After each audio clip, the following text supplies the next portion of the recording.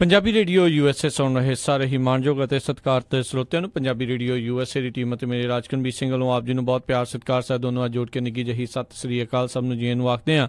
ਸੋ ਤੇ ਪ੍ਰੋਗਰਾਮ ਖਬਰ ਤੇ ਨਜ਼ਰ ਦੇ ਵਿੱਚ ਆਪ ਸਭ ਦਾ ਨਿੱਘਾ ਸਵਾਗਤ ਕਰਦੇ ਹਾਂ। ਮੇਰੇ ਨਾਲ ਇਸ ਟਾਈਮ ਪ੍ਰੋਗਰਾਮ ਖਬਰ ਤੇ ਨਜ਼ਰ ਦੇ ਵਿੱਚ ਜੁੜ ਚੁੱਕੇ ਨੇ ਮਿੰਟੂ ਗੁਰੂਸਰੀਆ ਜੀ ਮਲੋਟ ਸਟੂਡੀਓਜ਼ ਤੋਂ। ਮਿੰਟੂ ਜੀ ਨਿੱਘੀ ਜੀ ਆਇਆਂ ਨੂੰ ਪਿਆਰ ਭਰੀ ਸਤਿ ਸ੍ਰੀ ਅਕਾਲ ਜੀ।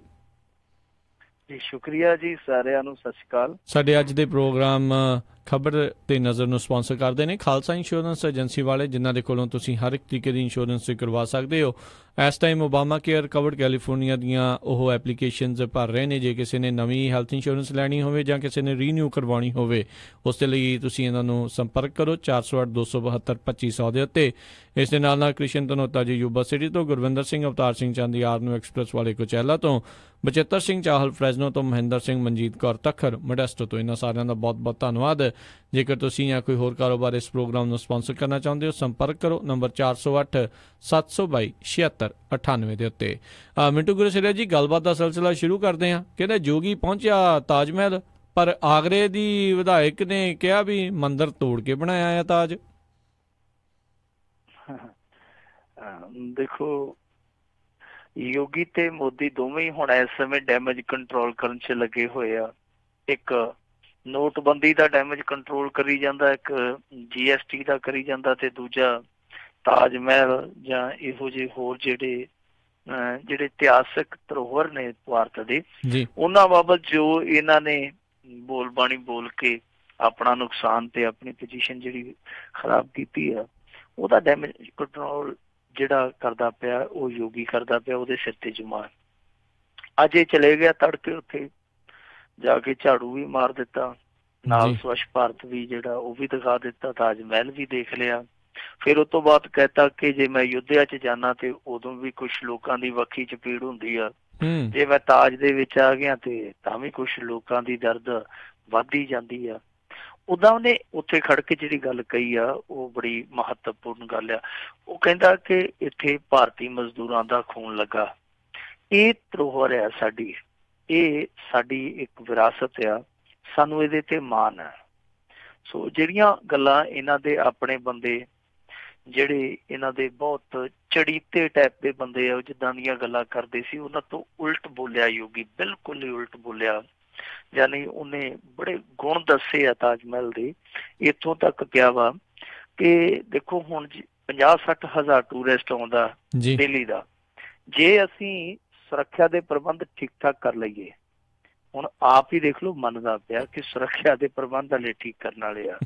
ਉਹ ਕਹਿੰਦਾ ਜੇ ਸੁਰੱਖਿਆ ਦੇ ਪ੍ਰਬੰਧ ਠੀਕ ਕਰ ਲਈਏ ਤੇ ਫਿਰ ਇਹ ਗਿਣਤੀ ਹੈ ਜਿਹੜੀ ਉਹ 1.25 ਲੱਖ ਤੋਂ 1.5 ਲੱਖ ਡੇਲੀ ਤੱਕ ਪਹੁੰਚ ਸਕਦੀ ਆ। ਹੁਣ ਤੁਸੀਂ ਆਪ ਹੀ ਅੰਦਾਜ਼ਾ ਲਾ ਲਓ ਕਿ ਫਿਗਰ ਯੂਪੀ ਦਾ ਮੁੱਖ ਮੰਤਰੀ ਕਹਿ ਰਿਹਾ ਕਿ ਡੇਲੀ 50-60 ਹਜ਼ਾਰ ਟੂਰਿਸਟ ਆਉਂਦਾ ਤਾਜ ਮਹਿਲ 'ਚ। ਜੇ 50-60 ਹਜ਼ਾਰ ਤੋਂ ਦੁੱਗਣਾ ਵੀ ਕਰ ਲੈਂਦੇ ਆ ਤੇ ਦੇਖ ਲਓ ਆਮਦਨ ਕਿੰਨੀ ਆ। ਕੱਲੀ ਤਾਜ ਮਹਿਲ ਦੀ ਟਿਕਟ ਨਹੀਂ ਉੱਥੇ ਵਿਕਦੀ, ਉੱਥੇ ਉਹ ਜਿਹੜੇ ਬੰਦੇ ਆਉਂਦੇ ਆ ਬਹੁਤ ਸਾਰੀ ਸ਼ੋਪਿੰਗ ਕਰਦੇ ਆ। ਆਗਰੇ ਦਾ ਪੇਠਾ ਖਰੀਦ ਲਿਆ ਕਿਸੇ ਨੇ, ਕੋਈ ਹੋਰ ਮਠਿਆਈ ਖਰੀਦ ਲਈ ਕਿਸੇ ਨੇ, ਹੋਰ ਕੋਈ ਛੋਟੀ ਮੋਟੀ ਚੀਜ਼ ਕਰ ਲਈ। ਕਿੰਨੇ ਲੋਕਾਂ ਦਾ ਕਾਰੋਬਾਰ ਚੱਲਦਾ। ਤੇ ਇਹ ਲੋਕ ਕਹਿੰਦੇ ਆ ਕਿ ਇੱਥੇ ਤੋੜ ਕੇ ਤੇ ਥੱਲੇ ਆਪਾਂ ਮੰਦਿਰ ਕੱਢਣਾ। ਮੰਦਿਰ ਨਿਕਲੇ ਨਾ ਨਿਕਲੇ, ਪਰ ਇਹਦੇ ਥੱਲਿਓਂ ਮਿੱਟੀ ਜ਼ਰੂਰ ਨਿਕਲੇ ਕਿ ਮੁੜ ਕੇ ਸਿਰ 'ਚ ਪਾਈ ਜਾਏ, ਉਹ ਪੈਸੇ ਤੇ ਮਿਲਣੇ ਨਹੀਂ। ਫਿਰ ਹੁਣ ਦੂਜੇ ਪਾਸੇ ਦੇਖੋ, ਇਹੀ ਇਹਨਾਂ ਦੀ ਚਲਾਕੀ ਰਹਿੰਦੀ ਆ ਹਮੇਸ਼ਾ। ਪਤਾ ਨਹੀਂ ਚਲਾਕੀ ਰਹਿੰਦੀ ਜਾਂ ਬੇਬਾਕੀ ਰਹਿੰਦੀ ਆ, ਜਾਂ ਫਿਰ ਇਹਨਾਂ ਦੇ ਬੰਦੇ ਆਪਣੇ ਵੱਸ ਦੇ ਵਿੱਚ ਹੈ ਹੀ ਨਹੀਂ ਇਹਨਾਂ ਦੇ। ਇਹ ਜਦੋਂ ਇਹ ਸਾਰੀਆਂ ਗੱਲਾਂ ਯੋਗੀ ਕਰਦਾ ਪਿਆ ਸੀ ਤਾਂ ਠੀਕ ਉਸੇ ਵੇਲੇ ਆਗਰੇ ਦਾ ਹੀ, ਆਗਰਾ ਨਾਰਥ ਦਾ ਜਿਹੜਾ ਵਿਧਾਇਕ ਆ ਨਾ, ਉਹ ਇੱਥੋਂ ਤੱਕ ਪਹੁੰਚ ਗਿਆ। ਉਹਦਾ ਨਾਮ ਜਗਨ ਪ੍ਰਸਾਦ ਗਰਗ ਆ। ਉਹ ਕਹਿੰਦਾ ਕਿ ਇਹ ਤੇ ਮੰਦਿਰ ਸੀ ਔਰ ਇਤਿਹਾਸਕਾਰ ਇਸ ਮੰਦਿਰ ਦੀ ਨਿਸ਼ਾਨਦੇਹੀ ਕਰਦੇ ਆ। ਇੱਥੇ ਬਾਦਸ਼ਾਹ ਨੇ ਢਾਹ ਕੇ ਉੱਤੇ ਤਾਜ ਮਹਿਲ ਜਿਹੜਾ ਉਹ ਨਿਰਮਿਤ ਕੀਤਾ ਸੀਗਾ। ਯਾਨੀ ਉਹਨੇ ਆਪਣੇ ਮੁੱਖ ਮੰਤਰੀ ਦੀ ਉਹ ਗੱਲ ਕੱਟ ਦਿੱਤੀ ਆ। ਮੁੱਖ ਮੰਤਰੀ ਦੀ ਨਹੀਂ, ਜਦੋਂ ਇਹ ਇਸ ਤਰ੍ਹਾਂ ਕਹਿੰਦੇ ਆ ਤਾਂ ਇਹ ਆਪਣੇ ਕੇਂਦਰੀ ਮੰਤਰੀ ਦੀ ਵੀ ਗੱਲ ਕੱਟ ਦਿੰਦੇ ਆ। ਕਿਉਂਕਿ ਦੇਖੋ 2 ਵਾਰੀ ਇਹ ਸਵਾਲ ਅਸੈਂਬਲੀ 'ਚ ਪੁੱਛਿਆ ਜਾ ਚੁੱਕਾ, ਭਾਰਤ ਦੀ ਅਸੈਂਬਲੀ 'ਚ ਵੀ ਮੁੱਦਾ ਉੱਠਿਆ 1-2 ਵਾਰੀ, ਔਰ 1 ਵਾਰੀ ਔਨ ਰਿਕਾਰਡ ਇਹਨਾਂ ਦੀ ਸਰਕਾਰ 'ਚ ਜਿਹੜਾ ਸੈਰ ਸਪਾਟਾ ਮੰਤਰੀ ਸੀ ਮਨੀਸ਼ ਸ਼ਰਮਾ, ਉਹਨੇ ਜਵਾਬ ਵੀ ਦਿੱਤਾ ਕਿ ਪੁਰਾਤਤਵ ਵਿਭਾਗ ਨੂੰ ਕੋਈ ਵੀ ਇਸ ਤਰ੍ਹਾਂ ਦੀ ਉੱਥੇ ਨਿਸ਼ਾਨੀ ਨਹੀਂ ਮਿਲੀ, ਕੋਈ ਇਸ ਤਰ੍ਹਾਂ ਦਾ ਸੰਕੇਤ ਨਹੀਂ ਮਿਲਾ ਜਿਹਦੇ ਤੋਂ ਇਹ ਆਖਿਆ ਜਾਵੇ ਕਿ ਇਸ ਮਕਬਰੇ ਦੇ ਥੱਲੇ ਪਹਿਲਾਂ ਮੰਦਿਰ ਹੋਇਆ ਕਰਦਾ ਸੀਗਾ। ਕੋਈ ਇਹੋ ਜਿਹਾ ਤੱਥ ਹੀ ਨਹੀਂ ਹੈਗਾ, ਕੋਈ ਇਹੋ ਜਿਹਾ ਪ੍ਰਮਾਣ ਹੀ ਹੈ ਨਹੀਂਗਾ, ਤੇ ਕਿਵੇਂ ਕਹਿ ਦਈਏ। ਹੁਣ ਇਹ ਇੱਕੋ ਚੀਜ਼ ਤੇ ਕਹਿੰਦੇ ਆ ਕਿ ਇਤਿਹਾਸ 'ਚ ਲਿਖਿਆ, ਪਤਾ ਨਹੀਂ ਕਿਹੜਾ ਇਹਨਾਂ ਨੇ ਇਤਿਹਾਸ ਪੜ੍ਹ ਲਿਆ ਜੀ। ਉਹ ਇੱਕ ਕਿਤਾਬ ਲਈ ਫਿਰਦੇ ਆ। ਉਹ ਕਿਤਾਬ ਲਿਖਣ ਵਾਲਾ ਤੇ 2007 ਚ ਚਲਾਣਾ ਕਰ ਗਿਆ ਸੀ, ਪਰ ਉਹਦੀ ਕਿਤਾਬ ਨੇ ਐਸਾ ਪੁਆੜਾ ਪਾਇਆ ਕਿ ਉਹਦੀ ਮੌਤ ਤੋਂ 10 ਸਾਲ ਬਾਅਦ ਉਹਦੀ ਕਿਤਾਬ ਇੱਕ ਰਫੜ ਬਣ ਗਈ ਆ। ਉਹ ਮੈਂ ਸ਼ਾਇਦ ਇੱਕ ਦਿਨ ਤੁਹਾਨੂੰ ਅੱਗੇ ਵੀ ਉਹਦਾ ਨਾਮ ਦੱਸਿਆ ਸੀਗਾ, ਉਹਦਾ ਨਾਮ ਆ PN ਓਕ। ਜੀ। ਹੁਣ ਜਿਹੜਾ ਪੂਰਾ ਉਹਦਾ ਨਾਮ ਪੁਰਸ਼ੋਤਮ ਨਗੇਸ਼ ਓਕ ਆ। ਸੋ ਪੁਰਸ਼ੋਤਮ ਨਗੇਸ਼ ਓਕ ਨੇ ਜਿਹੜੀ ਕਿਤਾਬ ਲਿਖੀ ਹੈ ਉਹਦੇ ਵਿੱਚ ਉਹਨੇ ਇਸ ਗੱਲ ਨੂੰ ਤਸਦੀਕ ਕੀਤਾ ਕਿ ਇਸ ਮਕਬਰੇ ਦੇ ਹੇਠਾਂ ਪਹਿਲਾ ਮੰਦਿਰ ਹੋਇਆ ਕਰਦਾ ਸੀਗਾ। ਹੁਣ ਉਹਨੇ ਇਹ ਤਾਂ ਲਿਖ ਦਿੱਤਾ ਪਰ ਕੋਈ ਹਵਾਲਾ ਨਹੀਂ ਦਿੱਤਾ ਕਿ ਕਿਹੜੇ ਸ਼ਿਲਾਲੇਖਾਂ ਤੋਂ ਉਹਨੇ ਪੜ੍ਹਿਆ ਜਾਂ ਕਿਹੜੀ ਉਹਨੂੰ ਆਕਾਸ਼ ਬਾਣੀ ਹੋਈ ਸੀਗੀ ਕਿ ਮੰਦਿਰ ਥੱਲੇ ਆ। ਕੋਈ ਤੱਥ ਤੇ ਹੋਵੇ ਨਾ। ਹੁਣ ਮੈਂ ਕਿਤਾਬ ਛਾਪ ਕੇ ਕਹਿ ਦਿਆਂ ਕਿ ਜਿਹੜਾ ਵਾਈਟ ਹਾਊਸ ਹੈ ਅਮਰੀਕਾ ਦਾ, ਉਹਦੇ ਥੱਲੇ ਬਹੁਤ ਵੱਡੇ ਪੱਧਰ ਤੇ ਖਜ਼ਾਨਾ ਨੱਪਿਆ, ਕਿਉਂਕਿ ਕਾਰੂ ਬਾਦਸ਼ਾਹ ਉੱਥੇ ਹੋਇਆ, ਪਹਿਲਾਂ ਅਮਰੀਕਾ 'ਚ ਹੋਇਆ, ਉੱਥੇ ਰਹਿੰਦਾ ਹੁੰਦਾ ਸੀਗਾ। ਬਾਅਦ ਦੇ ਵਿੱਚ ਉਹਦਾ ਵੀਜ਼ਾ ਲੱਗ ਗਿਆ, ਉਹ ਮੂਵ ਹੋ ਗਿਆ ਸੀ ਇੰਡੀਆ 'ਚ। ਕੀ ਮੈਂ ਉਸ ਗੱਲ ਨੂੰ ਸਿੱਧ ਕਰ ਸਕਦਾ? ਅਵਾ ਤਵਾ ਮਾਰਨੀਆਂ, ਵਾਹੀਆਤ ਗੱਲਾਂ ਲਿਖਣੀਆਂ, ਬਿਠਾਵੀਆਂ ਮਾਰਨੀਆਂ, ਉਹਦਾ ਕੋਈ ਲਾਇਸੈਂਸ ਥੋੜਾ ਲੈਣਾ ਕਿਸੇ ਨੇ। ਸਹੀ ਗੱਲ, ਜਦੋਂ ਮਰਜ਼ੀ ਲਿਖਦੇ ਹੋ ਚੱਕੇ। ਉਹਨਾਂ ਨੇ ਵਾਹੀਆਤ ਮਾਰੀਆਂ। ਦੇਖੋ ਇਤਿਹਾਸਕਾਰਾਂ ਦਾ ਕੰਮ ਹੁੰਦਾ ਤੱਥਾਂ ਦੇ ਆਧਾਰ ਤੇ ਗੱਲ ਕਰਨੀ, ਨਖੇੜਾ ਕਰਨਾ। ਉਹਨੇ ਤੇ ਨਖੇੜਾ ਕਰਨ ਦੀ ਥਾਂ ਤੇ ਬਖੇੜਾ ਖੜਾ ਕਰ ਦਿੱਤਾ। ਉਹ ਕਿਹੋ ਜਿਹੀਆਂ ਗੱਲਾਂ ਲਿਖਦਾ, ਮੈਂ ਤੁਹਾਨੂੰ ਇੱਕ ਦੋ ਦਿਨ ਉਦਾਹਰਨਾਂ ਦਿੱਤੀਆਂ ਸੀਗੀਆਂ ਕਿ ਉਹ ਤੇ ਕ੍ਰਿਸਚੈਨਿਟੀ ਨੂੰ ਵੀ ਕਹਿੰਦਾ ਕਿ ਕ੍ਰਿਸ਼ਨਾ ਨੀਤੀ ਚੋਂ ਨਿਕਲੀ ਹੈ। ਫਿਰ ਉਹ ਵੈਟੀਕਨ ਨੂੰ ਕਹੀ ਜਾਂਦਾ ਕਿ ਵੈਦਿਕ ਵਾਟਿਕਾ ਜਿਹੜੀ ਆ ਉਹ ਉੱਥੋਂ ਵਾਲੀ ਜਗ੍ਹਾ। ਇੱਥੋਂ ਤੱਕ ਉਹਦੀ ਪੁਸਤਕ ਦੇ ਵਿੱਚ ਇਹ ਲਿਖਿਆ ਹੋਇਆ ਕਿ ਜਿਹੜਾ ਮੁਸਲਮਾਨ ਭਾਈਚਾਰੇ ਦਾ ਸਭ ਤੋਂ ਪਵਿੱਤਰ ਗਿਣਿਆ ਜਾਂਦਾ ਥਾ ਕਾਬਾ, ਉਹ ਕਹਿੰਦਾ ਕਿ ਜਿਹੜਾ ਕਾਬਾ ਉਹ ਵੀ ਸ਼ਿਵ ਮੰਦਿਰ ਹੋਇਆ ਕਰਦਾ ਸੀ ਕਦੇ। ਤੇ ਫਿਰ ਜੇ ਤੁਸੀਂ ਸਾਰੀਆਂ ਉਹਦੀਆਂ ਚੀਜ਼ਾਂ ਮੰਨਦੇ ਹੋ ਕਿ ਸਭ ਕੁਛ ਉਹਦਾ ਲਿਖਿਆ ਜਿਹੜਾ ਉਹ ਇਲਾਹੀ ਸੱਚ ਆ, ਤੇ ਫਿਰ ਤੁਸੀਂ ਜਿਵੇਂ ਬਾਬਰੀ ਮਸਜਿਦ ਦੇ ਵਿੱਚ ਕਾਰ ਸੇਵਾ ਕੀਤੀ ਸੀ ਜਾ ਕੇ, ਉਹ ਕਾਰ ਸੇਵਾ ਤੁਸੀਂ ਉੱਥੇ ਕਾਬੇ 'ਚ ਕਿਉਂ ਨਹੀਂ ਜੇ ਕਰਦੇ? ਤੁਹਾਡਾ ਉੱਥੇ ਵੀ ਤਾਂ ਮੰਦਿਰ ਹੈ। ਤੁਸੀਂ ਆਪ ਤੇ ਕਹਿੰਦੇ ਹੋ ਵੈਟੀਕਨ ਸਿਟੀ 'ਚ ਕਿਉਂ ਨਹੀਂ ਤੁਸੀਂ ਲਿਜਾਂਦੇ ਆਪਦੇ ਕਾਰ ਸੇਵਕ? ਤੇ ਛੱਡੋ ਸਾਡੀ ਵਾਟਿਕਾ, ਅਸੀਂ ਤੇ ਉਧਰੇ ਪਏ ਆ। ਫਿਰ ਤੁਸੀਂ ਉਧਰ ਵੀ ਜਾਓ, ਕੱਲਾ ਤਾਜ ਮਹਿਲ ਹੀ ਤੁਹਾਨੂੰ ਦਿਸਦਾ। ਸੋ ਇਹ ਇਸ ਤਰ੍ਹਾਂ ਦੀ ਨਾ ਇੱਕ ਹਾਈਪ ਕ੍ਰੀਏਟ ਕਰ ਦਿੱਤੀ ਗਈ ਆ। ਇੱਕ ਪਾਸੇ ਯੋਗੀ ਸਾਹਿਬ ਆਪਣੇ ਮੁੱਖ ਮੰਤਰੀ ਹੋਣ ਦਾ ਫਰਜ਼ ਅਦਾ ਕਰੀ ਜਾਂਦੇ ਆ, ਦੂਜੇ ਪਾਸੇ ਇਹਨਾਂ ਦੇ ਆਪਣੇ ਹੀ ਬੰਦੇ ਆ ਜਿਹੜੇ ਉਹ ਇਹੋ ਜਿਹੀਆਂ ਗੱਲਾਂ ਕਰਕੇ ਜਿਹੜਾ RSS ਦਾ ਮੂਲ ਏਜੰਡਾ ਉਹਨੂੰ ਅੱਗੇ ਵਧਾਈ ਤੁਰੇ ਜਾਂਦੇ ਆ। ਸੋ ਇਸ ਸਾਰੀ ਬਹਿਸ ਦੇ ਵਿੱਚ ਬਹੁਤ ਸਾਰੇ ਮੁੱਦੇ ਜਿਹੜੇ ਨੱਪ ਗਏ ਆ, ਟੱਪ ਗਏ ਆ। ਪਰ ਇੱਕ ਚੀਜ਼ ਦੇਖਣ ਵਾਲੀ ਹੈ ਕਿ ਇਸ ਸਮੇਂ ਭਾਰਤ ਦੇ ਇਤਿਹਾਸ ਨੂੰ ਪੁੱਠਾ ਗੇੜਾ ਦੱਬ ਕੇ ਦਿੱਤਾ ਜਾ ਰਿਹਾ। ਪਰ ਇਹ ਲੋਕ ਸ਼ਦਾਈ ਆ ਤੇ ਰੱਜ ਕੇ ਸ਼ਦਾਈ ਆ, ਕਿਉਂਕਿ ਇਹ ਲੋਕ ਇਹ ਨਹੀਂ ਜਾਣਦੇ ਤੁਸੀਂ ਕਿਤਾਬਾਂ ਬਦਲ ਸਕਦੇ ਹੋ, ਇਤਿਹਾਸ ਨਹੀਂ ਬਦਲਿਆ ਜਾ ਸਕਦਾ। ਜੀ ਅਗਲੀ ਮਿੰਟੋ ਜੀ ਗੱਲ ਕਰੀਏ ਭਾਰਤ ਦੇ ਲਈ। ਇੱਕ ਵਾਰੀ ਫਿਰ ਸ਼ਰਮਨਾਕ ਜਿਹੜੀ ਇਹ ਘਟਨਾ ਵਾਪਰੀ ਆ, ਇੱਕ ਸਵਿਸ ਜੋੜੇ ਨੂੰ ਬੁਰੀ ਤਰ੍ਹਾਂ ਕੁੱਟਿਆ ਮਾਰਿਆ। ਬੜੀ ਮੰਦਭਾਗੀ ਘਟਨਾ ਵਾਪਰੀ ਔਰ ਉਹਨਾਂ ਦੋਨਾਂ ਨੂੰ ਇੰਨਾ ਜ਼ਿਆਦਾ ਕੁੱਟਿਆ ਗਿਆ ਕਿ ਇੱਕ ਦੋ ਫ੍ਰੈਕਚਰ ਵੀ ਹੋਏ ਵਿਚਾਰਿਆਂ ਦੇ। ਔਰ ਉਹ ਲਹੂ ਲੁਹਾਨ ਹੋ ਕੇ ਥਾਣੇ 'ਚ ਬੈਠੇ ਆ। ਉਹ ਅੰਗਰੇਜ਼ ਦੇ ਗਲ ਦੇ ਵਿੱਚ ਲੀੜੇ ਹੈ ਨੀ ਗੇ, ਸਾਰੇ ਪਾੜ ਕੱਤੇ ਆ। ਤੇ ਉਹ ਮੈਂ ਉਹਦੀ ਤਸਵੀਰ ਵੇਖ ਕੇ ਸੋਚਦਾ ਸੀਗਾ ਕਿ ਇਹਦੀ ਇਸ ਸਮੇਂ ਮਨੋਸਥਿਤੀ ਕੀ ਹੋਏਗੀ, ਕੀ ਸੋਚ ਰਿਹਾ ਹੋਏਗਾ ਜਦੋਂ ਪੁਲਿਸ ਥਾਣੇ 'ਚ ਬੈਠਾ, ਲੀੜੇ ਉਹਦੇ ਫਿਤਾ ਹੋਏ ਪਏ, ਨੱਕ ਚੋਂ ਖੂਨ, ਸਿਰ ਚੋਂ ਖੂਨ, ਇੰਨਾ ਜ਼ਿਆਦਾ ਕੁੱਟਿਆ ਗਿਆ। ਇੱਥੋਂ ਤੱਕ ਕਿ ਜਿਹੜੀ ਉਹਦੀ ਗਰਲਫ੍ਰੈਂਡ ਸੀਗੀ, ਜਿਹੜਾ ਮੁੰਡਾ ਸੀਗਾ, ਉਹ ਜਿਹੜੀ ਉਹਦੀ ਸਵਿਸ ਗਰਲਫ੍ਰੈਂਡ ਸੀਗੀ, ਉਹਨੂੰ ਵੀ ਬਹੁਤ ਬੁਰੀ ਤਰ੍ਹਾਂ ਕੁੱਟਿਆ। ਕੀ ਇਹ ਸੰਸਕ੍ਰਿਤੀ ਹੈ? ਕੀ ਇਹ ਸੱਭਿਆਚਾਰ ਹੈ ਸਾਡਾ ਕਿ ਫੜ ਕੇ ਇੱਕ ਜਨਾਨੀ ਨੂੰ ਕੁੱਟ ਦਿਓ, ਉਹਦੇ ਨਾਲ ਉਹਦਾ ਬॉयਫ੍ਰੈਂਡ ਹੈ? ਇਹ ਪਤਾ ਨਹੀਂ ਐਂਟੀ ਰੋਮੀਓ ਸਕੁਐਡ ਵਾਲੇ ਕਿੱਥੇ ਸੀਗੇ, ਉਹਨਾਂ ਨੇ ਰੋਕਿਆ ਹੀ ਨਹੀਂਗਾ। ਇਹ ਜਾਂ ਉਹਨਾਂ ਦਾ ਜ਼ੋਰ ਸਿਰਫ ਤੇ ਸਿਰਫ ਉਹਨਾਂ ਲੋਕਾਂ ਤੇ ਹੀ ਚੱਲਦਾ ਹੈ ਜਿਹੜੇ ਲੋਕ ਉਹ ਉੱਥੇ ਬੈਠੇ ਹੁੰਦੇ ਆਰਾਮ ਨਾਲ, ਚਾਹੇ ਬਾਅਦ ਚ ਭੈਣ ਭਰਾ ਹੀ ਨਿਕਲ ਆਉਣ, ਉਹਨਾਂ ਨੂੰ ਕੁੱਟ ਕੱਟਦੇ ਆ। ਇਹੋ ਜਿਹੇ ਮੌਕਿਆਂ ਤੇ ਇਹਨਾਂ ਦਾ ਐਂਟੀ ਰੋਮੀਓ ਸਕੁਐਡ ਹੈ ਜਿਹੜਾ ਉਹ ਪਤਾ ਨਹੀਂ ਕਿੱਥੇ ਮਟਰ ਕਸ਼ਤੀਆਂ ਕਰਦਾ ਫਿਰਦਾ। ਇਹਦਾ ਰੌਲਾ ਕਿੱਥੇ ਪਿਆ ਕਿ ਦੇਖੋ ਇਹ ਜੋੜਾ ਆਇਆ ਸੀਗਾ 30 ਸਤੰਬਰ ਨੂੰ ਭਾਰਤ ਯਾਤਰਾ ਤੇ ਜੀ। ਇਸ ਤੋਂ ਬਾਅਦ ਇਹ ਆਗਰੇ ਗਏ ਚਲੇ, ਆਗਰੇ ਇਹਨਾਂ ਨੇ ਤਾਜ ਮਹਿਲ ਘੁੰਮਿਆ। ਉਸ ਤੋਂ ਬਾਅਦ ਪਰੇ ਫਤਿਹਪੁਰ ਸੀਕਰੀ ਹੈ ਨਾ, ਬਹੁਤ ਇਤਿਹਾਸਿਕ ਜਗ੍ਹਾ ਉਹ ਵੀ, ਫਤਿਹਪੁਰ ਸੀਕਰੀ ਚਲੇ ਗਏ। ਉੱਥੇ ਇਹ ਘੁੰਮਦੇ ਘਮਾਉਂਦੇ ਇੱਕ ਜਗ੍ਹਾ ਤੇ ਪਹੁੰਚੇ ਜਿੱਥੇ ਕੁਛ ਮੁੰਡਿਆਂ ਦੀ ਜਾਂ ਗੁੰਡਿਆਂ ਦੀ ਕਹਿ ਲਓ, ਮੁਸ਼ਟੰਡਿਆਂ ਦੀ ਕਹਿ ਲਓ, ਟੋਲੀ ਇਹਨਾਂ ਦੇ ਮਗਰ ਲੱਗੀ। ਪਹਿਲਾਂ ਤੇ ਉਹਨਾਂ ਨੇ ਫੌਤੀਆਂ ਕਸੀਆਂ ਇਹਨਾਂ ਤੇ ਕਮੈਂਟ ਕੀਤੇ, ਇਹਨਾਂ ਨੂੰ ਸਮਝ ਨਹੀਂ ਆਏ ਉਹ ਕੀ ਬੋਲਦੇ ਆ, ਪਤਾ ਨਹੀਂ ਕਿਹੜੀ ਭਾਸ਼ਾ ਬੋਲਦੇ ਹੋਣਗੇ। ਫਿਰ ਬਾਅਦ ਦੇ ਵਿੱਚ ਇਹ ਉੱਥੋਂ ਤੁਰ ਆਏ। ਫਿਰ ਉਹਨਾਂ ਨੇ ਕਿਹਾ ਕਿ ਅਸੀਂ ਤੁਹਾਡੇ ਨਾਲ ਫੋਟੋਆਂ ਖਿਚਾਉਣੀਆਂ, ਕਿਉਂਕਿ ਉਹਨਾਂ ਮੁੰਡਿਆਂ ਦੀਆਂ ਹਰਕਤਾਂ ਉਸ ਪ੍ਰਵਾਸੀ ਨੂੰ ਚੰਗੀਆਂ ਨਹੀਂ ਲੱਗੀਆਂ, ਸੈਲਾਨੀ ਨੂੰ ਕੁਛ ਗਲਤ ਲੱਗੀਆਂ। ਉਹਨੇ ਕਿਹਾ ਕਿ ਭਾਈ ਮੈਂ ਇਸ ਤਰ੍ਹਾਂ ਦਾ ਕੰਮ ਨਹੀਂ ਤੁਹਾਨੂੰ ਕਰਨ ਦਿਆਂਗਾ, ਇਹ ਜਿਹੜੀਆਂ ਤੁਸੀਂ ਸੈਲਫੀਆਂ ਕਰਨੀਆਂ ਚਾਹੁੰਦੇ ਹੋ ਬੀਬੀ ਦੇ ਨਾਲ, ਇਹ ਨਹੀਂ ਹੋਣਗੀਆਂ, ਇਹ ਇਜਾਜ਼ਤ ਨਹੀਂ ਮਿਲੇਗੀ। ਉਹਨੇ ਆਪਣੇ ਹਿਸਾਬ ਨਾਲ ਉਹਨਾਂ ਨੂੰ ਸਮਝਾਇਆ, ਨਾ ਨੁੱਕਰ ਕੀਤੀ ਉਹਨੇ। ਉਹ ਜ਼ਬਰਦਸਤੀ ਕਰਨ ਲੱਗੇ, ਉਹਨੇ ਫਿਰ ਵਿਰੋਧ ਕੀਤਾ, ਪਰ ਥੋੜੀ ਦੂਰ ਗਿਆ ਫਿਰ ਮੁੜ ਕੇ ਉਹਨੂੰ ਕੁੱਟਣਾ ਸ਼ੁਰੂ ਕਰ ਦਿੱਤਾ, ਬਹੁਤ ਬੁਰੀ ਤਰ੍ਹਾਂ ਕੁੱਟਿਆ।